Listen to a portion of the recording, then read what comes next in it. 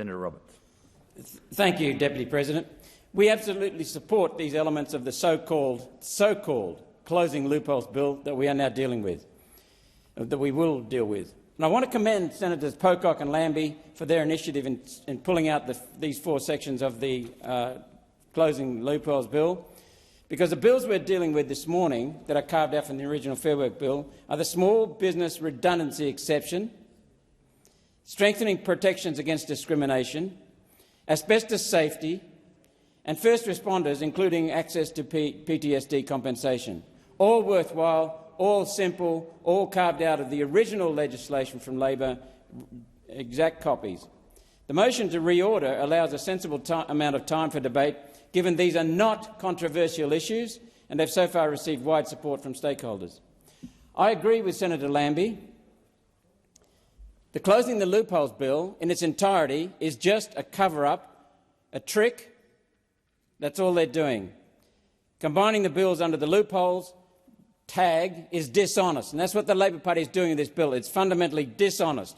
They are protecting and covering up the Mining and Energy Union in the Hunter Valley, the Fair Work Commission, the Fair Work Ombudsman, Coal Long Service Leave Corporation, and Minister Burke and his staff, who are aware of some illegalities, some crimes that have been committed in the topics that I've been discussing for the last 4 years in this place. That's why, Senator Cash, that's why this bill is being lumped together.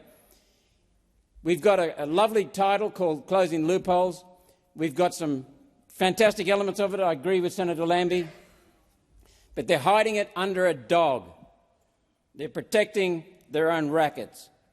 Ensuring that all questions on the bills are put at 11:30 today will ensure that we get these sensible measures passed, as Senator Cash and Senator Lambie have said.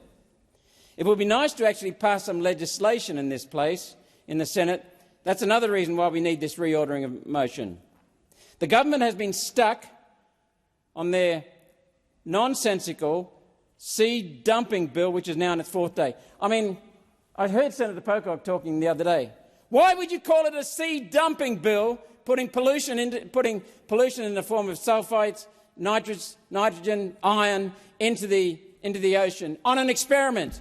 I mean, they can't even name their bill correctly in a decent term. Maybe it is correctly, Senator Pocock, through you, Chair.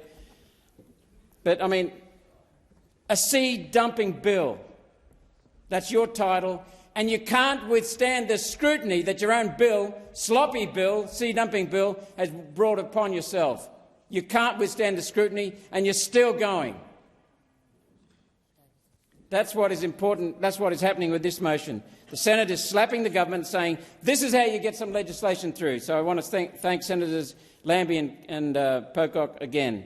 We need to pass this motion for the insolvency practitioners that are done over when their headcount falls below the small business threshold and they miss out on entitlements.